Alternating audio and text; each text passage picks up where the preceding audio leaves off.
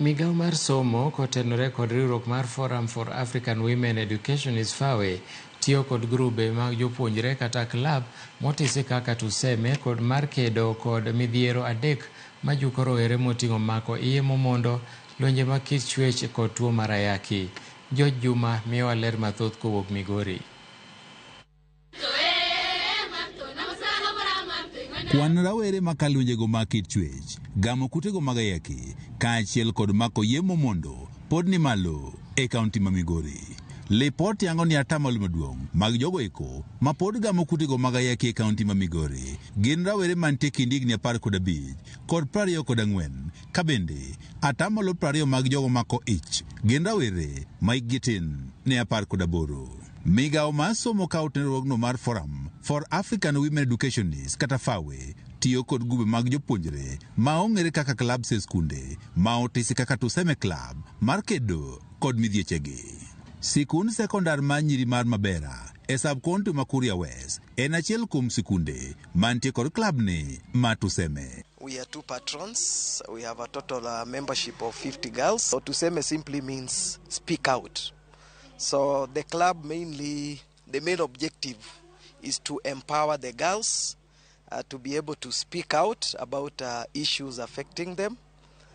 Issues like FGM, early marriages, rape, and such like issues. Ivo Juang Materogno mar Forum for African Women Educationists kata FAWE wacho ni gisichako clubs mag tuseme e skunde aboro e kaunti ma Migori. Moro achiel ma FAWE Kenya timo, wan gi project miluongo ni Marisha Msichana makonyowa mondo wakony nyithindo manyiri mondo duok iye mohiu chien, to gi mondo nyombo miterogi e mapema kapod ok giromo be mondo dok chien. To gi mar adek gima watimo zaidi eni mondo nyiri momako ich kapod ni e skul mondo doge skul mondo som. Ka okalo kuom clubs gi mag tuseme, jopuonjre osido thuolo mar bedo kod lalruok e kindgi giwegi e weche moting'o mago mag mako yie momondo, lwenje mag kit chwech, tuo mar ayaki kod mamoko. In Tuseme Club, we normally discuss more about our lives.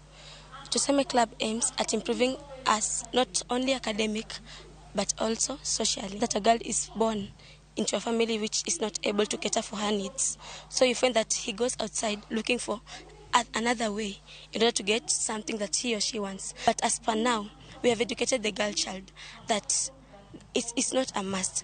Just focus on your study. Right. The rate of teen pregnancy was so high.